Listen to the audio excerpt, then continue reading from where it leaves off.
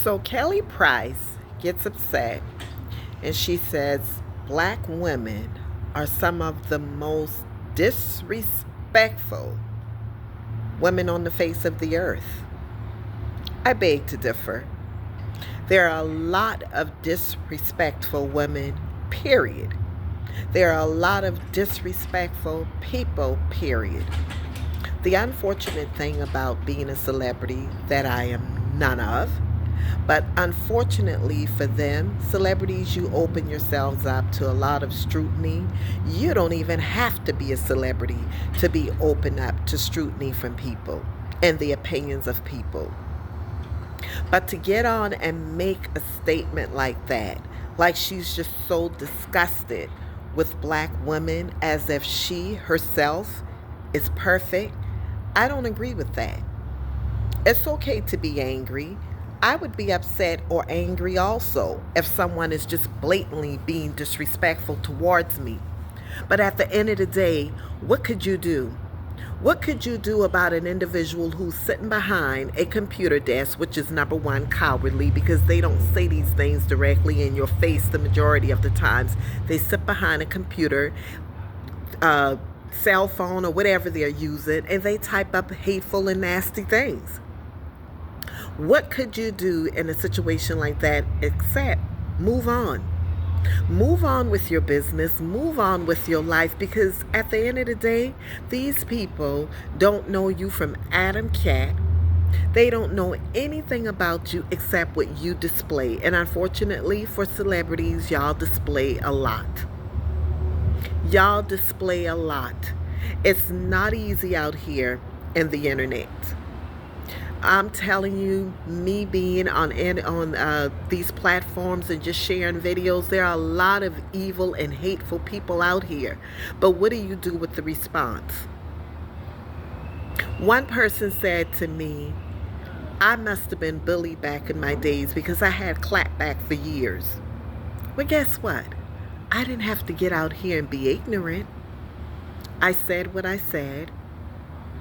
I said it in the most, let's say, professional way possible without making myself look just as bad as them. And that's exactly what Kelly Price did. She got on, she went on her ranting, and it just amazes me how people say they're not there yet with God. Well, if you know you're angry and you know you're not there yet with God, then maybe perhaps the internet is not the place for you to vent. People are not watching you and saying, oh, God is still working on her. It doesn't work like that. If you're confessing Christianity, there's a certain level of responsibility that you have when you're out here on these streets. It's just that simple. I'm not saying I don't use profanity. I'm not saying that at all. But what I am saying is I will not get out here on a rant. If that's one of the areas that I'm weak in, okay, I'm weak in that area. Lord, deal with me behind closed doors. But I can't come on and tell people that God is still working on me. I'm not there yet. Right after I've just gone on a huge rant. What makes you any different than them? What makes you any different? If she wanted to share a positive message, she could have been upset, shared that message. Christians are supposed to be the salt of the earth. Folks should be able to look at your life because we can't visually see Jesus. So they're supposed to look at your life and be like, wow, whatever that is he or she has, I want it. I heard a young lady talk about her mom's passing and how she watched her mother for 4 years battle with cancer, but she never saw her mom lose the faith. Her mom kept the faith, so she saw that. And this is the motivation that have her going forward in the things of Christ. And that was the thing that helped her to grieve healthy over losing her mother, because there is a healthy way of grieving, by the way. But to get on here and act out like that and to call all black women, negative, essentially disrespectful, that was not nice. No more than it was nice for her getting on here and cussing like she was crazy. If you have a weakness and something that you're working with or working through, ask God to help you in your weakness. But try your very, very best not to display that to the public, especially when you're in the public eye. And no one is telling you to be discreet.